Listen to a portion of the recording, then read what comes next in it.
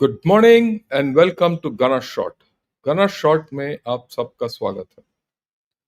Today we gonna look at technologies and technologies for multi-domain operations. And why I'm talking of it is, I've always spoken of multi-domain operations. I've always spoken of technologies, and we've gone through Op Sindur in our own context. We've also gone through a whole lot of issues with China in the past 4 years. And we have the experience of the Iran and Israel war with America throwing in. So at this point, I think it is only fair that we revalidate what our thoughts are, or theoretical thoughts are, and correlate it with what's on the ground and see if these theoretical thinking is actually applicable on ground. And then, of course, we'll see, does this correlate with what the government of India is thinking, right? That's the way I'm going to go about doing it today. And as we go along, as days pass, and some initiatives are taken, and they are being taken. We are going to discuss as to how to, uh, you know, um, actually convert all this on ground and how to realize it on ground. Why I'm saying this is we are taking in IIT Madras some initiatives to this end, and I'm, as part of this outreach, I'm doing all this. So that's the way things are, and let's start the whole story. Okay, but first we need to understand our own, operational settings and see what has happened. And after all, when you talk of multi-domain operations, you can talk of what's happening in Ukraine, what's happening in Russia, what's happening everywhere. But we need to figure out actually what's happening in the India China context and in the India Pakistan context. And of course, the fact that there's going to be a joint collusive effort from both. And that is the important thing which I want to, focus on. Right. Okay. Now this is this. See this. This is the trajectory of operations with, India and China and India and Pakistan. This is how it is. Let me go through that, then I'll look. We'll talk of the thing. 2017, we had Doklam. It was a sharp, short confrontation. Non, I wouldn't say non-violent, but it was definitely without arms, right? And it lasted for about 5-10 days, and then the after effects are long. Then you had the Galwan, that was in 2017. From 20 to 24, for 4 long years, you had the Galwan, Kailash, and Eastern Ladakh operations. Now, these are very funny operations in the sense it started with I wouldn't say unarmed combat, but combat without weapons, and where sticks and stones were used, and it formed a new set of unarmed warfare, right? Unarmed combat. Then followed by Kailash, which was just a maneuver. It was a huge maneuver. And then, of course, it went into a long thing of confrontation, for over 4 years, till it got resolved to a large extent last year. Then you have, in between this, you had the Yangtze clash. That's important because, uh, again, a Yangtze clash is important because you didn't use tech, you didn't use actual weapons, but technology came into play. Op Sindur, everything, no holds barred. But over just 3 days, you finished. And Kargil. Okay, why I put this trajectory is this is also something which defines. At one end, you had Kargil, which went on for a month and actual firing and everything, and Doklam, which is just a push and shove kind of an encounter. That's the actually the outer limits of war as exhibited between us and China. or between us and Pakistan. And this is important because it is in this operational context that we are going to apply technology. Without understanding this, if you take the Russian model or the Ukraine model or the Gaza model or the US model or the Iran model, will go out of equation. And if you see, except Sindhu, right, the rest of the battles were all high altitude clashes. That issue that we're going to be doing all this in high altitude is paramount. Right.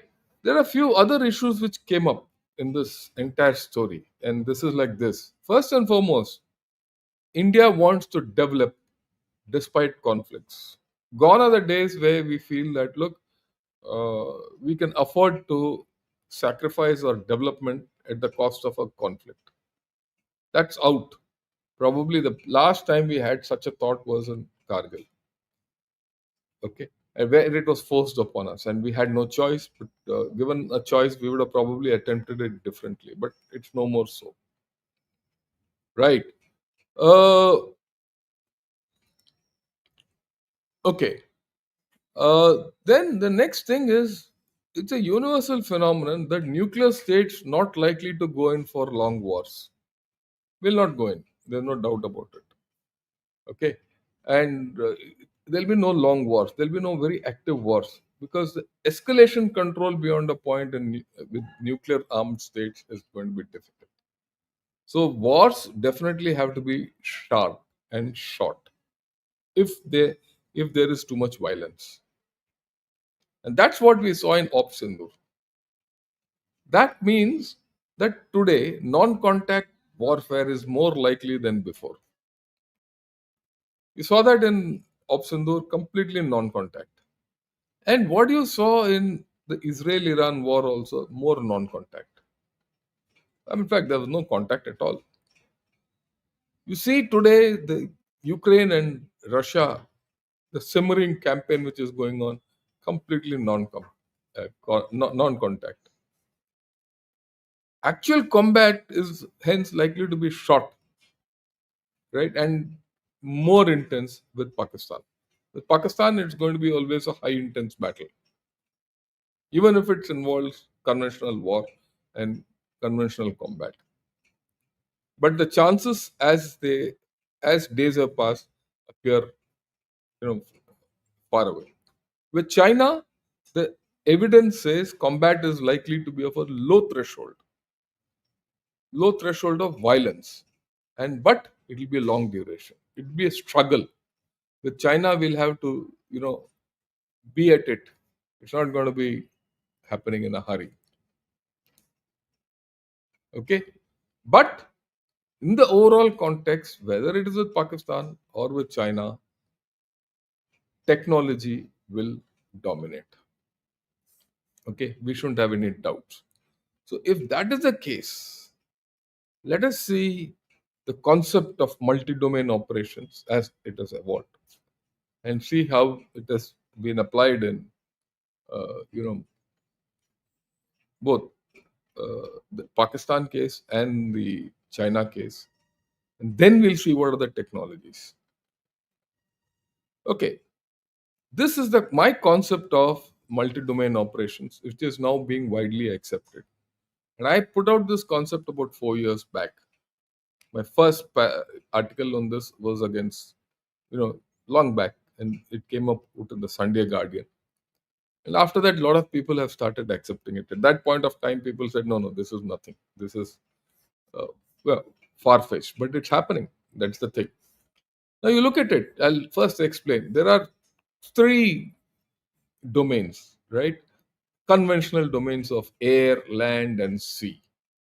Then there are technology domains. And these technology domains are space domain, cyberspace domain, nuclear domain, and electromagnetic domain. Many people question this. We'll come to it, of the issue of nuclear being a domain, but that's one domain which we have seen figuring whether you like it or not. Then you have four traditional domains of energy, politics and ideology, diplomacy, and economy. And then the cognitive domains.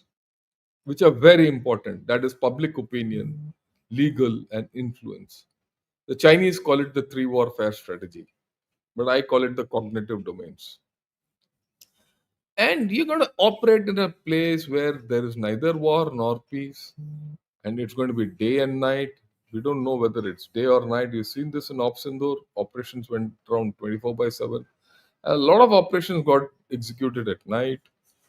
The actors could be state, non state, state sponsored NGOs, MNCs, and the means could be hard and soft, conventional and non conventional. All these are on the cards. Just see the multi domain aspect and let us correlate it with what happened in Ops Sindur. Okay, right? First and foremost, non state actors unleashed mayhem. So you're looking at non state actors unleashed mayhem in Pahalgam, that is in the land domain, right? And they used, I mean, the means they used was non-conventional. So what was the response from India? We responded through air and land, that is there. Apart from that, we to prosecute operations in air and land, we used space, right? And we used the electromagnetic spectrum, no doubt, and of course, cyberspace. We didn't use nuclear. Okay. But the threat went from energy and resources being water resources. We threatened through that domain, right? It's still there. Then of course we use politics, diplomacy, and economy. Because when you say economy, exports, imports, overflights, all this contributes to economy, all this. We went into a heavy public opinion issue. We also went into legal issues of IWT, legal issues of pertaining to terror. We tackled all that. Then we built up a heavy public opinion campaign that look, we are going to do what we have to do. The Prime Minister came back from Saudi. All this was there. And then the influence campaign. Pakistan also did the same thing. In fact, Pakistan used the nuclear card. They did try to come through the nuclear domain. It didn't work. That's a different story, right? But the cognitive domains worked and they used China also into it. But the thing is that, uh, in the case of Pakistan, their responses lagged the domains. They were really not multi domain. They couldn't obviously respond economy, but diplomacy, they did. And the diplomacy worked post Op Sindur. I mean, we have to understand, right? Ideology, heavy on ideology from Pakistan, right? Their public opinion, legal and influence, and collusive support from China was very high. And they also responded from the air and land. When I say land, cross border firing. The sea factor was largely left out. The space they borrowed from China. Okay. And cyberspace they used. So you see, this was a multi-domain warfare. Same thing. You apply this in the Iran context, Iran-Israel context. There, the nuclear domain played up huge, and we discussed it, right? And so that is important. Equally important is the issue of public domain, legal and influence. That rule, and it still rules. And if you see, again, there, air was the main domain of violence and violent operations. Land and sea didn't play a part. Sea played a part from the US mobilization of forces, but not land, right? But the rest all worked. And today, if you see the Russia-Ukraine war, it's even further constricted because economy is virtually out of the table. Politics is sidelined. They are only largely working non-contact through air. Land battles have dwindled. Yeah, public opinion, influence, and all has ossified. So it's gone into a desultory kind of a mode with no end. And that way you can fit anywhere you want, whatever you want, this model into any other thing. But one thing for sure out of this is that space, cyberspace, technology, nuclear, and electromagnetic spectrums, that's the technology domains have started manifesting themselves. They play a huge part. Okay. And the cognitive domains have come to themselves. Without a cognitive bias to the whole operations, you can go nowhere. So technology content has increased. Even to prosecute war through air, land, or sea, you need technology. So that is important. You don't have technology today in multi-domain operations. I mean, the era of multi-domain operations, you're going nowhere. So this is the first thing which we have seen. Okay. The next thing, very important here, legacy systems like tanks, artillery, aircraft, and infantry, and the hardcore, which we think the teeth of a nation, right, are might not be used. It might not be used in our context, right? But they will be used for posturing. Remember that they'll be posturing, and if at all they come into play, they have to be telling. They have to be high tech legacy systems. There's a lot of thrust on increased domain awareness. Domain awareness is the thing. After all, you heard General Rahul Singh saying that look, we were fighting against three adversaries, and the Pakistanis were getting live feed of whatever was happening. You know, through the Chinese. So domain awareness. The moment you talk of domain awareness, what do you need? You need space, satellites, things like that. After all, it was uh, domain awareness built through the Starlink, which helped Ukraine out. You need UAVs in a big way if you want to increase your domain awareness. That kind of domain awareness, incidentally, in Ops Sindoor didn't play out too much. Though UAVs were there to help post-strike damage assessment and things like that, but I thought the UAVs, a lot of UAVs were flown, no doubt about it. But to get domain awareness, they were not really put into play. Really, that's my view. Then you need networking and AI. Very important. What helped us in Ops Sindoor? Networking and AI. Akash Tir, right? IACCS, Integrated Command System, Command and Control System. The meshing of that through networking, very important. But the fact is that the moment you have networking, there's a counter through cyber. But it's a technology, we'll talk of that. And then the narratives, public opinion, things like that. Yeah. So this is a ongoing thing, right? You need technology.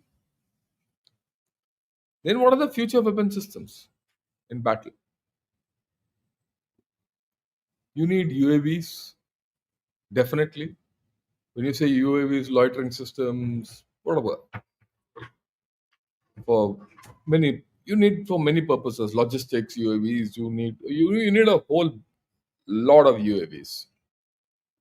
You need rockets and missiles, without doubt, whether it's ground to ground or ground to air or air to ground or the whichever way you want to put it, ground to air.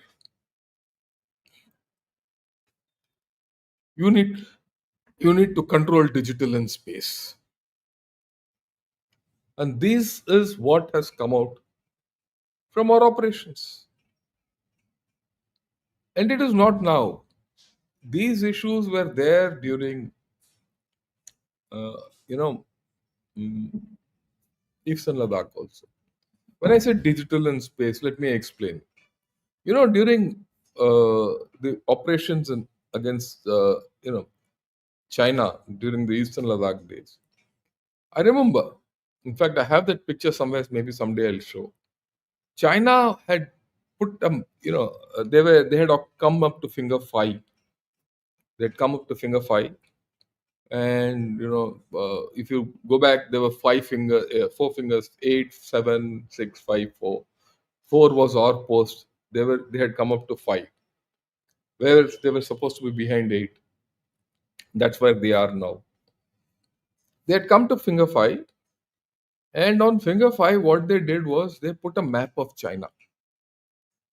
They put a map of China and picked it up through a satellite image and broadcast it to everyone. Look, this is China. They used digital and space to claim territorial integrity over that place. And this is something which I will show one of these days. I've got hold of that map again.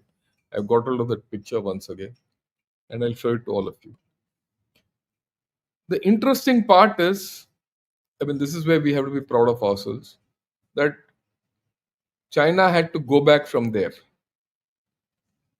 wipe out that part where the Chinese map was there on ground, and went back. They went back. They had to go back. They had no choice. Okay. This is something which we need to understand, that future is going to be a lot of domain awareness, a lot of futuristic weapons. And these are all technology heavy. Okay. So it is in that context you have to understand. Look, this is what I tell people. When you say communication technology, it's just not one issue when you say communication technology. It has voice communication, it has data communication, it has EW. When you talk of armament technology, you talk of guns, rockets, missiles, tanks, machine guns, grenades, ammunition. Or sensor technology means radars, lasers, thermal imaging, surveillance, sonar. A whole lot of sensors are there. I've just listed out a few aspects of technology, because each system is a technology by each kind of a technology is a system of systems, right? Defense technology is a multi-speciality field, and each system is a system of systems. And in this, you'll find dual use is the name of the game. If you go back in this, I'm talking of even habitat technology. You have a look at it a little closer. I'm talking of habitat technology, where I'm looking at military structures, roads, buildings, clothing and food. All these technologies have. Why I'm talking of technology? Because you need modern technology to survive in high altitudes. Okay, or for that matter, transportation technology. You need air vehicles, you need sea vehicles, you need land vehicles, manned, unmanned, and all that. And of course, there are other space, network, cyber, all that. And this is what I keep telling my students, that this is the spread of technologies which you're going to see in future. But as far as I'm concerned, core technologies which today you need, which you can't live without, are these 12. And I've spoken of this 3 years back. It's not something new. Not something new at all. I've spoken of this 3 years back. And every technology of this has been used in Op Sindoor, or Israel versus Iran, or Russia versus Ukraine. And interestingly, One day, 3 years back, mind you, I was sitting in USA and listening to a talk between the CFO of OpenAI, ChatGPT chap. He's a Chinese-looking guy. I don't remember his name. And Eric Schmidt, who was the CEO of Google. So it was a very interesting talk which was going on. And as I kept listening to that talk, certain things started hitting me. So after that, I went back into the recording of that talk and I heard it again. And then I, of course, modified issues and I got this matrix out. And today I show this matrix wherever I go. I've done a program on this long back, but now I'm repeating it because it hits us again and again that these are the technologies which we need to get hold of. I'll go over these technologies. Quantum computing. Quantum computing is not yet in. I'm cognizant of that. But this is tomorrow's technology. You have to start looking at it. Already, if you have started looking at quantum communications, quantum security, and certain issues of quantum technology, computers which have not yet come in. But the day quantum computers come in, everything is going to get affected. Everything is going to get affected. At this point of time, it's almost a standalone technology with certain fundamental preparations going on for application in the battlefield. But when this happens, if you're not prepared for it, you're out of the equation. And I'm glad that even in India, we've started thinking of it seriously because this could affect your banking, your rails, your railway network, your aircraft network, your UPI. Everything can get affected by quantum if you don't have quantum security. Okay, I'm not, and your entire networking in the armed forces will get affected. This is a highly dual use technology. The day quantum computing comes, we are going into a next level. These technologies might change. The next, AI. We all talk of AI today. Today, everything is AI. But is everything AI? I don't think so. A lot of is only fundamental, machine learning in its basic sense. Those of you who know technology will understand what I'm talking. Everything which is fundamental machine learning is being peddled off as AI. But having said that, do we need AI? Of course, you need AI in the battlefield. You need it for domain awareness. And I'll talk of domain awareness some other day. You want to do computer vision. What is computer vision? The ability to, you know, uh, analyze satellite images, UAV images, and ground troops, what images they give you, stitch them together. You need computer vision. And if you need computer vision, you need AI. There is no other way you can do it. And I'm talking to you with some experience. I mean, let me put it to you. Uh, I'm more into technology than geopolitics, but I talk more of geopolitics than technology. That's the thing. I don't talk too much about technology. I do technology. I know something about AI. I can't write a code, but I know how to apply it. And I have a couple of PhD students under me who are working on certain aspects of AI. I'll talk of it a little later, some other day. I'll get my friends, Harimohan Singh, Harimohan Iyer, and Rajiv Narayanan. Will all sit and talk of this very matrix. I'll talk in a different context. Give us few days. We'll come back. Right. So we are talking of AI. Right. Now AI, large language models, computer vision, and uh, what I'm saying is large language models, computer vision. Computer vision demands a separate AI. Large language model different is a separate kind of a AI. Then your ability to capture radio frequencies and networks and all that is a different kind of AI.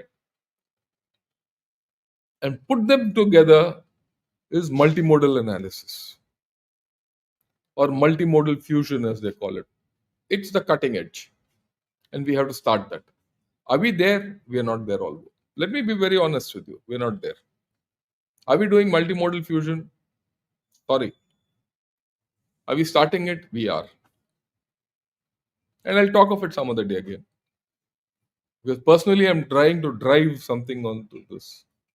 Let's see where we get. Because no one in India has started this seriously. They talk, everyone talks. But when I ask them certain questions, ille. Cyber. Everyone knows about cyber. Cyber is a technology which is evolving at speed. Cyber and communication technology is evolving and networking is evolving at speed. Your communications are evolving at speed. The ability to what is cyber? Cyber is anti-network. Your ability to penetrate networks. That's it. People talk a lot. Cyber is the ability to penetrate networks and hit networks. Both these are developing at pace, right? And we saw that. In fact, I would say both cyber and networking are more dependent on space today. This is the third one. The fourth, second line. And think that space is the most ubiquitous technology which you need for everything today. If I have to use my iPhone, I need space. If I have to do anything today, I need space. Without space, I'm going nowhere. Okay. That is the crux of the whole story. You want to communicate, you need space. Now, space is a different thing. I can talk of space some other day, and I can tell you what's happening in space in terms of many things worldwide and what's happening in India. We'll talk of it separately if you people desire to this thing, because it all depends on how much you respond to me. Okay. Right now the response is not great because everyone wants action. They don't want to put in the hard work. So space is important, right? In which case you need space programs. Are we there? Definitely we are there. We've got the fourth best space program in the world. No one can touch us there. I mean, we are one of the few nations who has gone to Mars and gone to Moon. Are we exploiting it enough for military? Not yet. Are we going to do it? Yes. What are the issues which we have done? We've got some fantastic capabilities. We are privatizing space. Right? We are privatizing launching space vehicles. We are privatizing launching of satellites. You building satellites, building launch vehicles, and cryogenic engines, all that. We're privatizing it. We're going at a pace. If there is one domain where the civil sector in India is going to explode, I will not say it's exploding today. Maybe in about 4 5 years you'll see this exploding. I am very confident of it. Right? So space. Look, let me put something. All these, all these are interconnected. There is nothing which is not connected with each other. You want to go to space, you have to design something. Okay. And I'll come to that a little later. I'll give you the interconnections later. The next thing is additive manufacturing. Now, additive manufacturing is a huge subject of its own. It's a huge technology of its own. Why? You need metallurgy basics. You need structures. You need to understand that those technologies are huge. And you need to understand these basic materials and structures and everything for different altitudes, different battlefields, different environment. That's very important. Dissimilar metals. Okay. It's very tough. And let me put it, high altitudes and space are the toughest environment where technology, you need technology, but very difficult to apply. Are we doing something in this? We made great strides. Let me tell you this. In the past, just 3 years, just 3 years, the amount of progress I have seen in IIT Madras is phenomenal. Today there is a thing within, uh, you know, I mean, I'm not talking of military, I'm talking of civil. If today you have a fracture, say part of your skull is gone, but you're still okay, if that has to be patched or rebuilt part of your face, you can do it through additive manufacturing. It's being done today. There are surgeons from reputed hospitals who are involved with our additive manufacturing capability. They come and we make parts of the body to be put on people with metallic, of course. And those metals have to be non-reactive with the body, absorbable with the body, thing like that. I wouldn't say absorbable, mesh with the body. At the same time, today have the capability of carrying out additive manufacturing, design of rocket engines. Designs of rocket engines are semi-cryogenic engines are very complicated. Normally, in the olden days, to machine forge a semi-cryogenic engine would take about a month or two. In fact, in my younger days, it would take 6 months with a lot of failures. Today, we have the capability of doing it in 72 hours, additive manufacturing. I've given you two different stories, and this is not international, this is local. But can we actuate it across the board for many things? Is the challenge with us. Our challenge is not that we don't have technology, our challenge is to propagate technology and implement it on ground. I would say other countries are probably a little ahead of the curve, right? But we are not too behind also. Then, of course, semiconductors. Uh, I didn't know till a little while back that we are a fabulous semiconductor power. What is this fabulous semiconductor power? That means 20% of semiconductor designs are being done in India today. It is being done through collaboration. People from Taiwan and USA, even France, they want us to.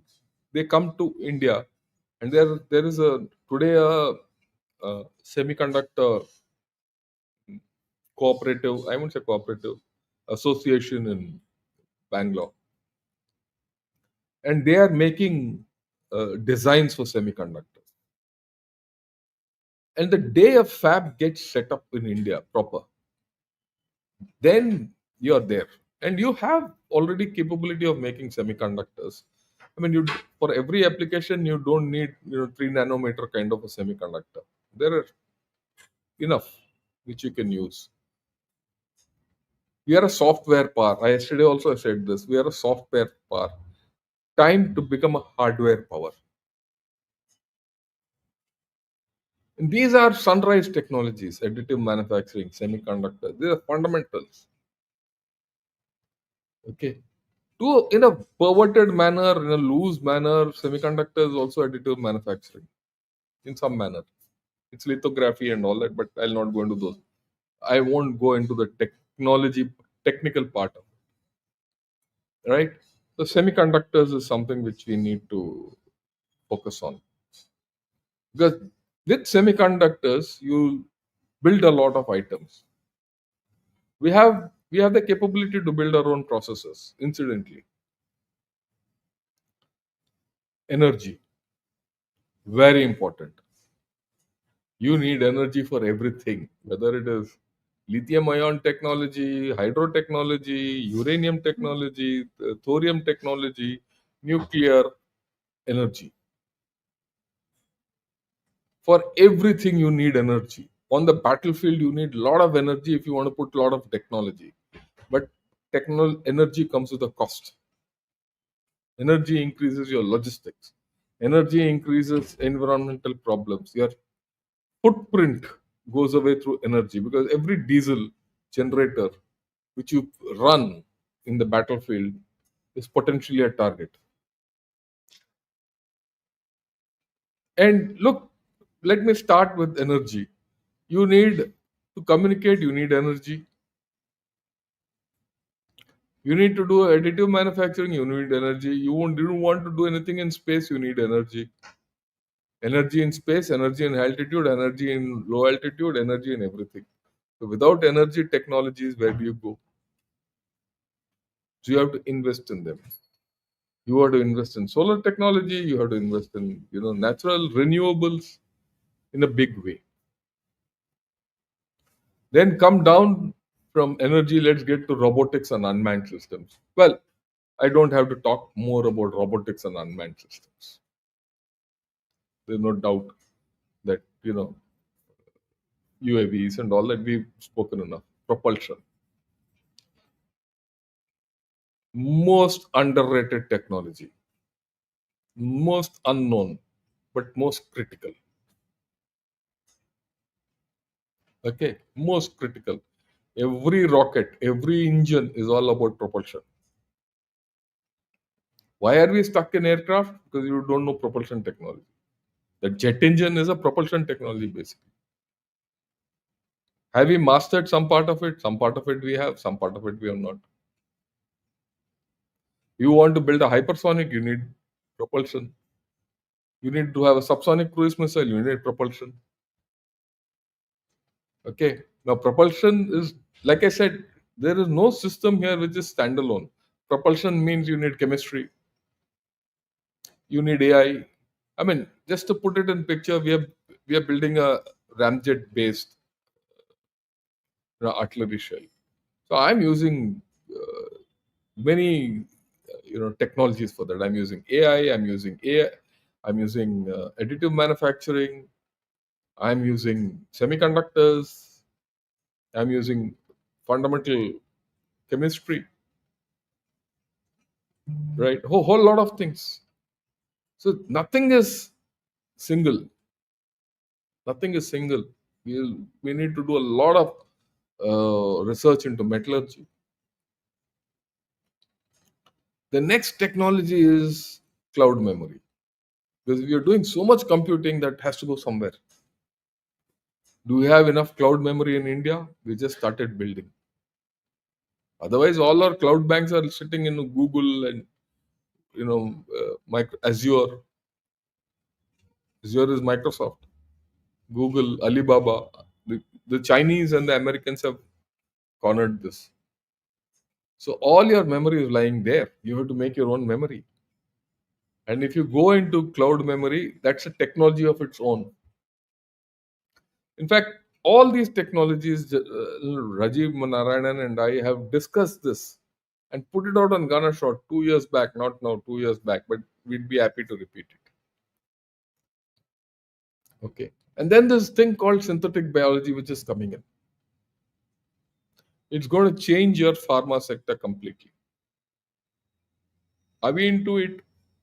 We should start. And the thing is, you look at it, you need a rocket, a great rocket, okay, or a long range system. The first thing you need is propulsion.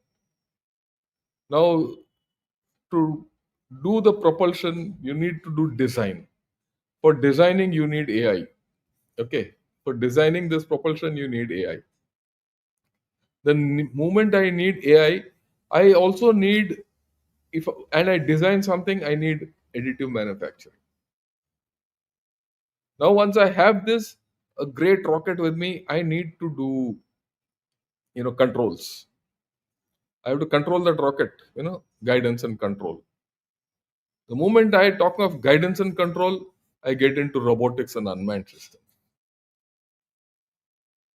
The moment I'm looking at robotics and unmanned systems, which means that I need semiconductors.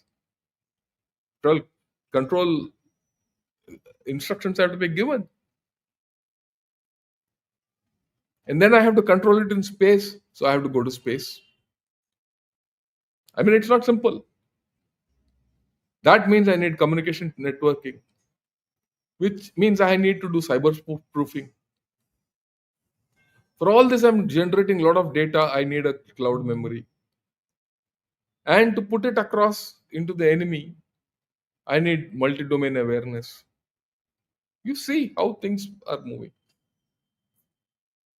The kind of technologies which you today need is it's, it's just not one. It's not just multi-domain tech in a warfare. There's multi-domain technologies. Every domain I can fit these 12 technologies. Show me one feature of multi-domain operations where 3 to 4 of these technologies don't come in. And this is what I've been trying to tell everyone. Okay, right. Now, those technologies by themselves have no value. I have to convert these technologies for use in altitude. If I need battlefield transparency, I need space technology. That means I need to see into the enemy. I need to see it from space, which means I need GIS, I need unmanned systems, I need night vision sensors, I need AI, and these are all technology. All these is like a woolen ball. If I need reach, which is range, I need propulsion, unmanned systems, control, and guidance. And to apply this reach, I need battlefield transparency. And then I need to be precise. So then I need communication technology to be precise. I need fiber optics. I need cyber technology. I need AI. So I get back to that matrix. If I need energy, I need renewables. I need fuel cells. I need space based systems. I need nuclear systems. Everything is connected. So, and every technology has to be applied in the right measure in a particular system. But you need core understanding of this technology. Do we have that core understanding? Yes. Do you have the ability to convert that core understanding into something? Not yet. Some we have done, but my view is we have a long way to go. Same thing, I could talk of mobility, where the lightweight materials are required. So, lightweight materials, additive manufacturing, all this comes in. You need infrastructure and right to go up. Mobility means roads. You need permafrost technologies because most of our battlefield and altitudes in permafrost. You need engine technologies because engines behave differently in high altitudes. Engine technology itself needs something different. Okay, then you need to survive there. You need individual protection, you need collective protection, you need medical technologies. That's why synthetic biology comes in. And then you need weapon protection because weapons are to be protected, which means anti drone systems or whatever. And that means technology is related to robotics and this. So it's complicated. You need to understand technology to make this happen. For us, the linear model has failed. You know, either you go through the DRDO or the OFB, PSUs, that's not worth for major technologies, or you import. It's too costly because technology which you make is cheap, technology which you buy is costly. And secondly, whatever technology that fellow gives, you have to lump it. Look, the best technology, always say, the best technology is the technology which wins you wars. It's not what you buy. It could be the cheapest technology and the oldest technology. If it wins you a war, that's the best technology. right? No one believed in Akash theory. Akash theory is basically a very simple thing of communication and networking, but it won us Opsindur. So the armed forces have to go into a radial mode of functioning, right? It's no more just DRDO and DPSUs. They have to look at industry, they have to look at startups, they have to look at academia. This is somewhere, these three is what I'm trying to do actually. You look at ISRO, you look at DAE, you look at CSIR, you look at the government and media. These have to be driven by the armed forces. The government by itself doesn't know. The government might have the intent. The government might give you funds. They might think. But the system has to be driven by the armed forces. And for that, you need civil military fusion. Many times, why I've said the armed forces have to drive the government, because the government doesn't move otherwise. In our system, okay, the DSC tomorrow gives you a sanction to buy a weapon system. After that, they'll sit quiet. You have to push the government. Civil military fusion is the need of the hour because everything is dual use, right? And this is what I've been propagating. I go wherever I go, I speak this. You need politico military fusion. You need diplomatic civil military fusion because diplomacy, civil, and military have to be on one page. You need information, strategic communication, and new technology fusion. There are different fight. When you say civil military fusion, there are different facets to this.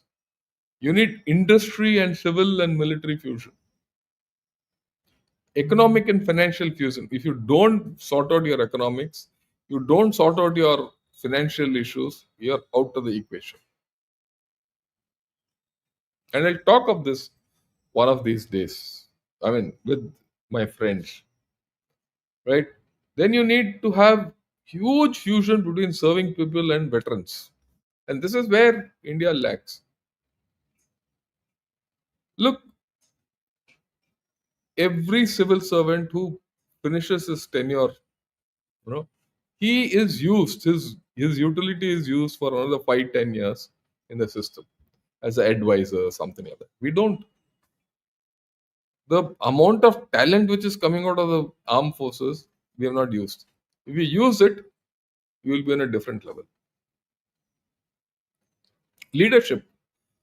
The armed forces throws out leadership as at a rate which is unprecedented, and we don't use it. This is what I keep telling everyone. That leadership is what is going to take you to the next level of technology. Understanding the technology and take that, and we are losing that by the buckets. And to be very honest, that's why I joined IIT. Otherwise, I could have got a job anywhere and been happy. I don't have to speak to all of you. I mean, even now, I don't have to speak to all of you. But I do it because this awareness has to come in India. India has to progress only through knowledge. Why do you think we spoke, all three of us, on scaling up research, development, and innovation in strategic and sunrise domains last week?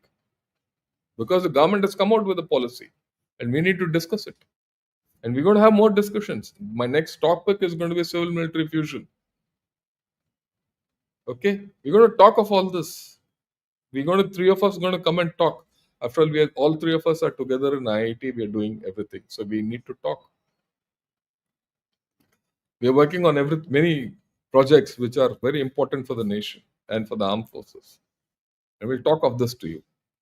Because the war doesn't come every day. But this comes day to day thing is important. In a meal, it's not the sweet which is important. It is the basic protein which you eat, the basic dal chawal, carbohydrates which you eat. That is important. And cooking it is important. That is what we're going to try and talk to you all about. Okay, this is there's a very good uh, initiative by the government for improving the research and development capability in India, getting startups into it, getting small players into it, giving them loans, invest into technology, and convert this technology into something big. We're going to see how to do this. It's nice to talk, give programs and all that. How do we actually achieve it on ground is what I'm trying to do. And we'll attempt it. Tomorrow we shouldn't be a case where we have failed due to lack of attempt. So we'll do that. Right. Uh, that's all I have to say today to all of you. And I do hope you have liked what I've spoken. Right. Uh, I will, you know, speak more about this in future.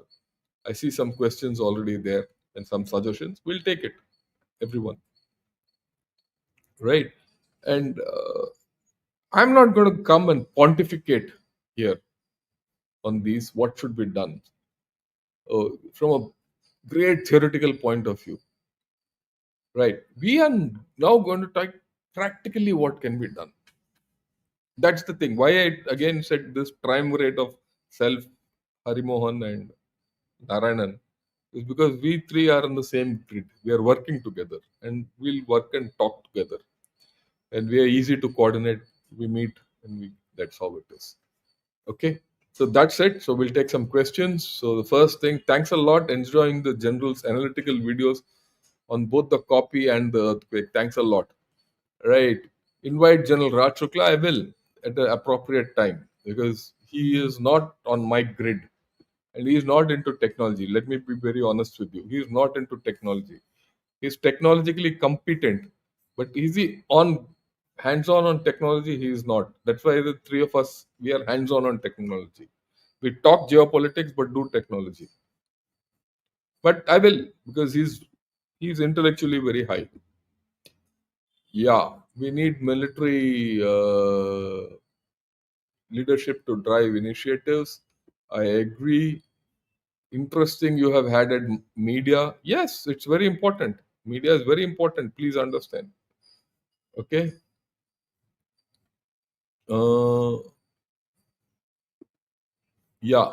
Vignesh, doesn't the mere existence of DRDO and PSUs go against civil military fusion? Nothing designed by them come to civilian domain and they veto players from civil industry to bid.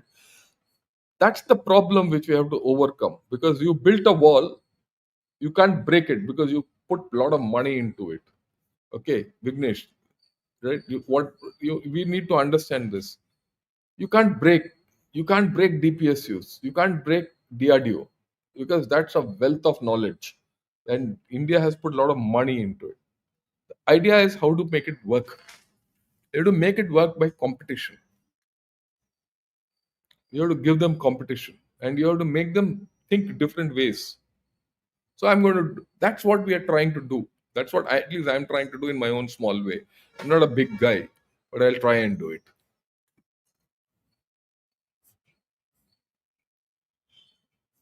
Yeah, civil military fusion and AI in China has no ethical governance. How do we win this, Dharmyot?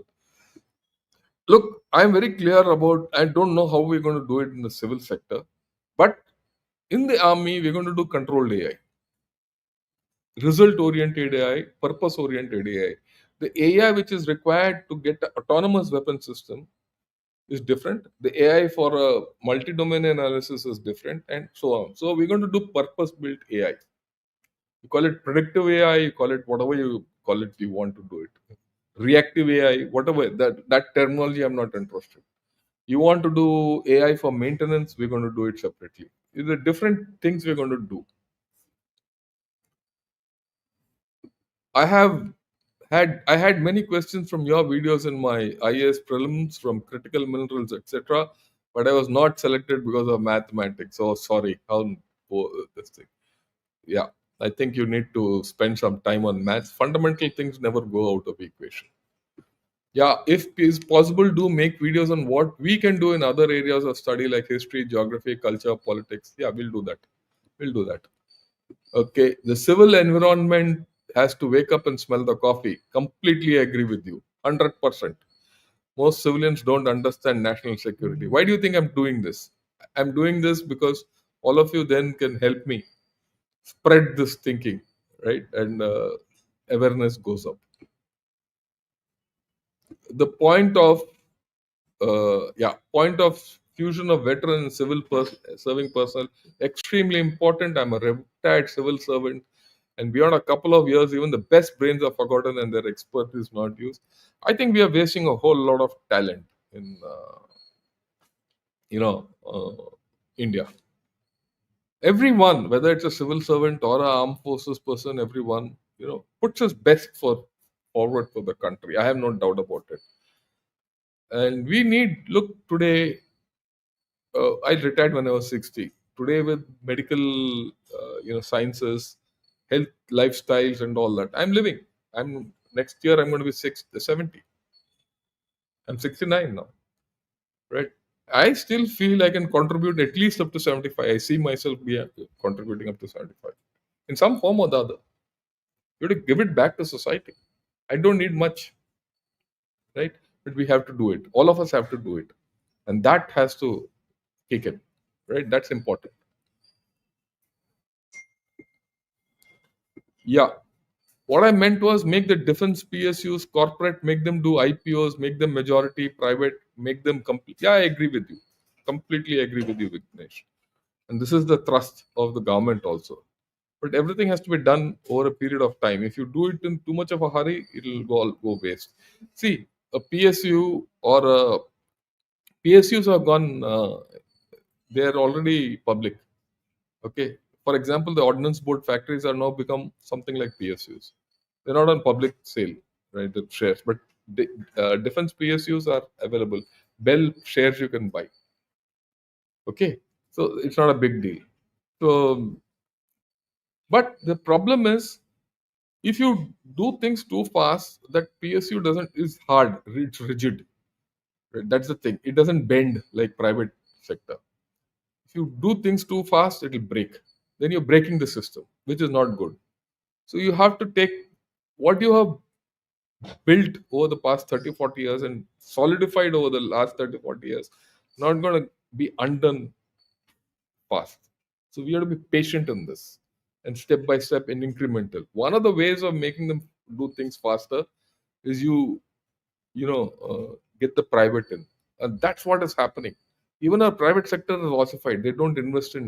They don't take the risk of investment. They want profits. Any investment is profit oriented. They have to look beyond profit. That I invest today, I make profits after 20 years. That risk taking capability they don't have. That's the problem within India. Okay, right. Let me start from the top because otherwise, yeah. Ashish, good morning. Mrs. Claes, good morning. Tarun, also Ram Ram to you. Geet Mohan. There are some Pakistani listening yesterday. My comments related to them were reported, and that's okay. Don't worry about it. On my channel, it will not happen. Are there any projects that allow collaboration that you are seeking outreach? Yeah, there are. There are many. I'm going to come publicly. One of these days, we're going to come publicly because we have come to a stage where we're going to open it to the public and say, please come. Yeah. Good morning. Good morning to you also, Sylvia. Vasu, good morning. Right. I'll not touch about BRICS and Israel and all that. We'll talk of it later. An input is IIT. I'm setting up aerospace center in Lal Manari Hat. I know that one of my colleagues only went, but this was before Sheikh Hasina was thrown out. She was very keen. Let me put it in perspective. She was very keen that this aerospace center in Lal Manir Hat be established by India with India, and Indian government was also keen about it because you see when the country says I want to establish an aerospace center, they'll establish it. Okay. It was better that it was established by India rather than China or Pakistan. Pakistan to chodo, China only will come. So when we were asked, one of my colleagues went to Bangladesh, had a look, spoke everything. Things were going well till Sheikh Hasina was thrown out. Otherwise, we should have been in Lal Monir Hut. If we had been in Lal Monir Hut, things would have been different. Okay, it's not current; it is past. Yeah, cool presentation. Thank you. Ramki says fantastic slides. Good. What would be the implications of gold and Rome? We'll talk of it later. Nothing very great. How would you view gray zone warfare? Method of execution of some of. Yeah, yeah. Gray zone warfare is part of it. That public opinion and all that is part of gray zone warfare.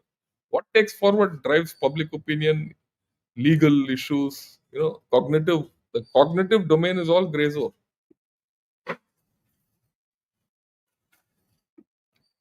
Are all these domains not subsets of warfare? Yes, there's no doubt.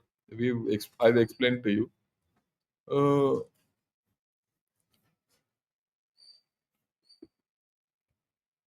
yeah, the war is ultimately decided by defeating enemy in the minefield or psych warfield. Yeah, I agree with you.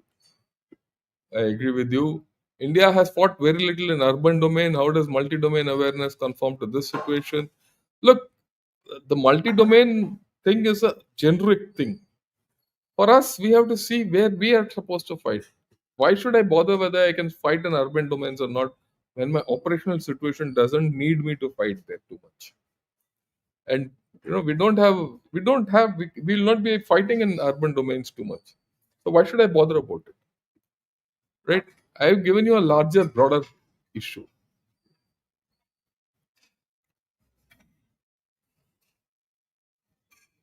Right. Let me take some. Yeah. We know our requirements for equipment and systems very well, but our protocols, babus, and political leaders they're just too busy. It's slowing things down and all that. It's there to some extent, but a lot of it is lack of knowledge. Let me be very honest with you. A lot of it is lack of knowledge. Ukraine Russia is a contact war, and Russia has captured 20% of. Look, all this I know. We know this. What you're trying to say, but that contact war has degenerated into a non-contact war because both of them are, you have to see the present. Okay, that's how it is. Right.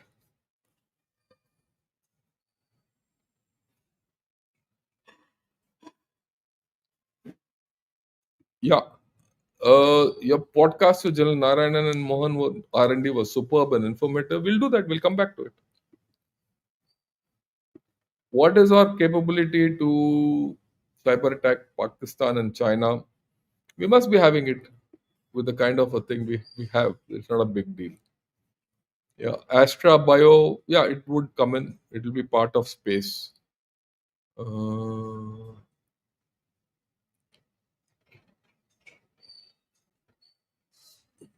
yeah, despite rocket space cyber being used, Pakistan and China are all land neighbors. Will always want to capture. Well, these are issues of you know intent and all. We'll see. We're not looking at more capability development. Okay. Yeah. Does Indian Armed Forces use indigenous cloud technologies? We have to develop it. We have to develop it. We are developing it. In fact.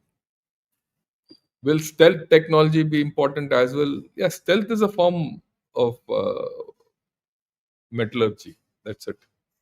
Okay. I would say material technology, but we are using it. It will be important. Yeah, Hans, good morning. Hardware, cloud computing, all is lacking. Yeah, I agree with you. Uh, I agree with you, Geet. Loving the talk, General Shankar. I think one would need real time streaming and processing of information from multiple sensors as well. Yeah, we are doing it. It's happening. We have the capability.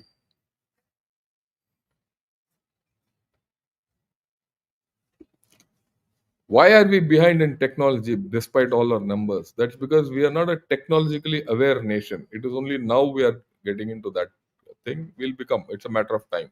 I have no doubt about it. These things should be talked in our mainstream media. Well, that's a different story. I can't.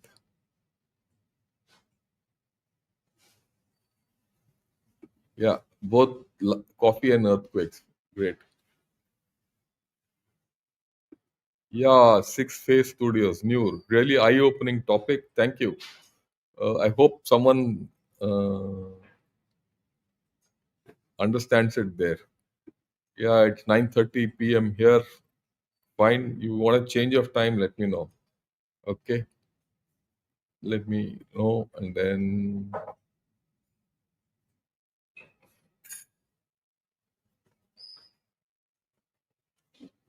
yeah, yeah. Should equipment should be indigenous aircraft to military so that they can fulfill as they want. But the moment we buy equipment, yeah, I agree with you. That's the way. That's why I'm doing all this. How do you indigenize? And I've had some experience in successful indigenization. So I'm transferring my knowledge through what we are doing. Can you do an analysis on the recent five-country visit? Many think that these visits. We've done it. I've done it, Shweta. I've done it last week. Have a look of the Prime Minister, the thing on Quad and BRICS. I've done it. Uh, This is all part of that.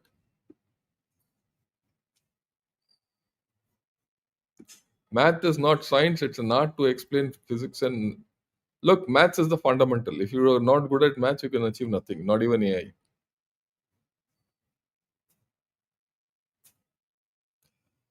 Okay. What is cheaper, to cool a qubit to minus 200 degrees or take it in space in a shield? Maybe taking it space.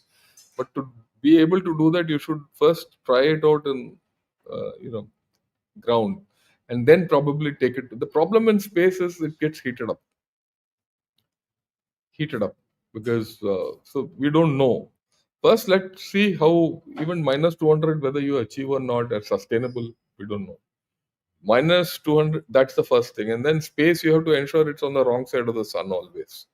Then what's the effect of cosmic rays on that? We don't know. So it's all we are in something we don't know.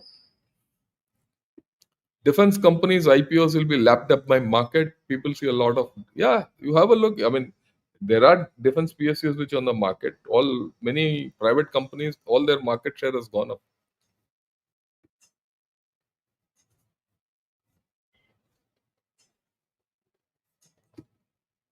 We want you to cover on current state of fabs, okay, in the context of chip. We'll do that one of these days. Fast moving satellite shot shoot down is one aspect they will come. We'll talk of this. We'll talk of this also. ASAT and other things are there. Co-orbital systems and all are there. And we've already got co-orbital systems, incidentally. Capability.